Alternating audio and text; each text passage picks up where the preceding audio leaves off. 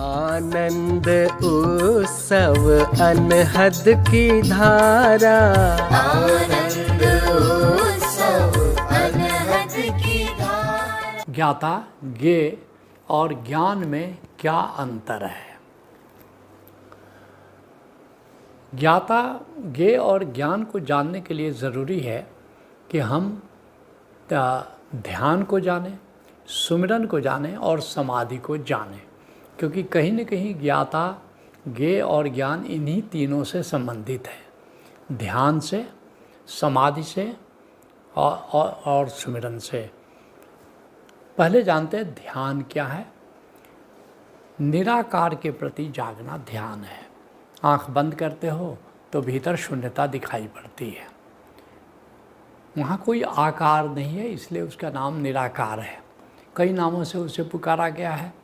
उसको तुम अंतर आकाश कह सकते हो, उसको संतों ने अमरलोक कहा, वैकुंठ कहा, मानसरोवर कहा, शून्यता कहा, अनंतता कहा।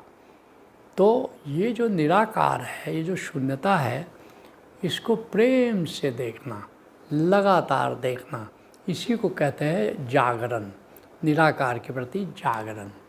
तो निराकार के प्रति जागरण का नाम ध्यान है।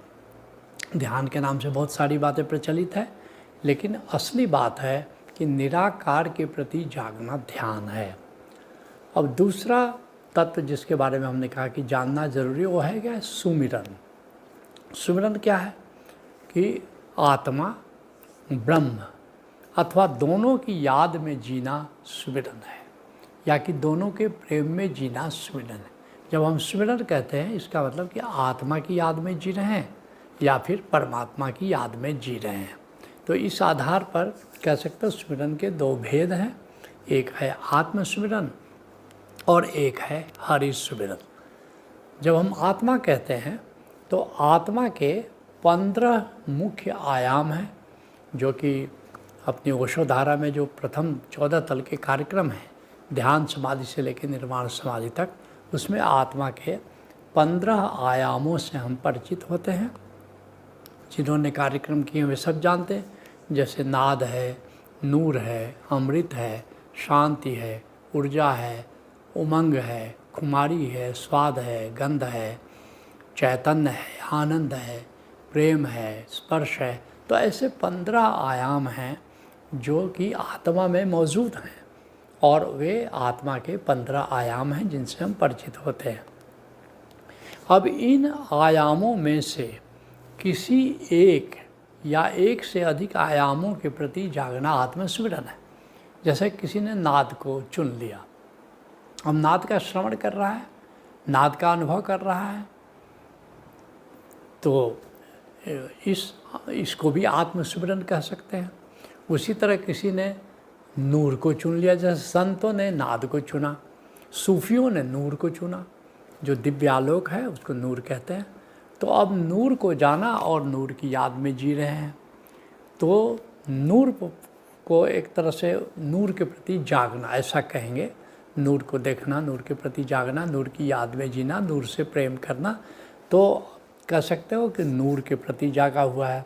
तो उसी तरह से मान लो अमृत है। अमृत का अर्थ है जो शाश्वत, जो अंतर आकाश है उसको शाश्वत रूप में जानना, जहाँ पर नाद भी गूंज रहा है, नूर भी जगमगा रहा है, और उसकी शाश्वतता का अनुभव करना। तो उस अमृत तत्व को किसी ने चुन लिया और अमृत तत्व के प्रति जागा हुआ है। उसी तरह से किसी ने उसको आनंद तत्व को चुन लिया, तो उस आनंद का सुमिरन कर रहे हैं। किसी ने उसको प्रेम तत्व को चुन लिया, प्रेम का अनुभव किया और उसके प्रति जाए। किसी ने उमंग को चुन लिया, किसी ने मंगल को चुन लिया, किसी ने सुगंध को चुन लिया, आत्मिक गंध, किसी ने खुमारी, या जो भी आत्मा के 15 आयामों से किसी एक आयाम को चुन करके, या एक से अधिक नाद नूर का साथ साथ चुन करके नाद और नूर का स्मरण कर रहा है। तो इस तरह से इसको कहते हैं आत्म सुमिरन। तो ये सुमिरन है। पहला हमने बताया ध्यान, बताया, फिर सुमिरन बताया, और तीसरा जो है वो है समाधि। समाधि क्या है? अंतर आकाश में डुबकी लगाना समाधि है। कह सकते हो कि बिल्कुल जागरण मात्र समाधि है। जिसके लिए बिल्कुल जागे हुए हैं, वहाँ कोई विचार है, न कोई समय का ज्ञान है, ये समाधि की स्थिति है जहाँ बिल्कुल जागरण मात्र है, कोई प्रति भी नहीं है। जिसके लिए कबीर साहब कहते हैं जाप मरे अजपा मरे अनहद भी मर जाए। जाप करना भी छूट गया, जाप अजपा जो सांसों का ख्याल है वो भी छूट गया, और अनहद भी मर जाए, नाद श्रवण भी अब छूट गया। और सूरत स्नेही ना मरे कह कबीर समझाए। लेकिन जो समाधि करने वाला है, जो ध्यान करने वाला है, वो जिंदा रहता है। सूरत से नहीं, कहीं कहीं नाम से नहीं भी आता है, कहीं कहीं राम से नहीं भी आता है। अर्थात कि जो हमारा असली वजूद है वो हमेशा कायम है। इस स्थिति का नाम है समाधि। अब तुमने जो पूछा है कि ज्ञाता ज्ञेय और ज्ञान क्या है, तो इसको अब समझाना बड़ा आसान है। तो आओ पहले जानते हैं कि ज्ञाता क्या है। ये ध्यान में निराकार के प्रति जागना है। ये पहले मैंने बताया कि ध्यान क्या है, निराकार के प्रति जागना। तो ये जो ध्यान में निराकार के प्रति जागता, लेकिन कौन है, जागता कौन है? ये जागने वाला जो चैतन्य है, वो जो चैतन्य है यही ज्ञाता है। क्योंकि वो जान रहा है कि मैं जागा हूँ निराकार के प्रति। निराकार के प्रति जागना ध्यान है, लेकिन ध्यान में जागता कौन है? अगर इस बात का एहसास तुमको हो जाए कि मेरा चैतन्य ये जाग रहा है, क्योंकि ध्यान में मान लो तुम नाद का नूर देख रहे हो, या निराकार देख रहे हो, या अंतर आकाश देख रहे हो, तो वो देखने वाला, ये तुम्हारी आंखें नहीं देख रही हैं, ये देखने वाला जो तत्व है वो है चैतन्य। तो ये जो जागने वाला तत्व है ये ज्ञाता स्वरूप है। और जो ऐसा भी कह सकते हो वो चैतन्य ज्ञाता स्वरूप है जो नाद और नूर का अनुभव करता है। और ये जो ऐसा भी कह सकते हो कि ये जो ध्यान का जो संबंध है वो ज्ञाता से है, या ऐसा भी कह सकते हो जो चिन्मय निराकार है। निराकार तत्व में जो चैतन्य है उसको कहते हैं चिन्मय निराकार। तो जो चिन्मय निराकार है वो ज्ञाता है। अब तुमने पूछा फिर ज्ञेय क्या है, तो ज्ञेय का संबंध सुमिरन से है। सुमिरन हम किसका करते हैं? जैसे आत्म सुमिरन हम किसका करते हैं? नाद का करते हैं, नूर का करते हैं, शांति का करते हैं, ऊर्जा का करते हैं, उमंग का करते हैं, या मंगल का करते हैं, या आनंद का करते हैं, या प्रेम का करते हैं। तो ये जो हम सुमिरन करते हैं, तो सुमिरन में ये जो ज्ञाता चैतन्य है ये ज्ञेय का स्मरण करता है। अर्थात कि ज्ञाता चैतन्य है, लेकिन जिसका हम अनुभव कर रहे हैं, जैसे नाद का, नूर का, अमृत का, चैतन्य का, प्रेम का, चैतन्य का नहीं, चैतन्य ज्ञाता है, लेकिन बाकी सब जो आयाम हैं, प्रेम है, आनंद है, तो वो ज्ञेय कहलाते हैं। ज्ञाता क्या है? चैतन्य है।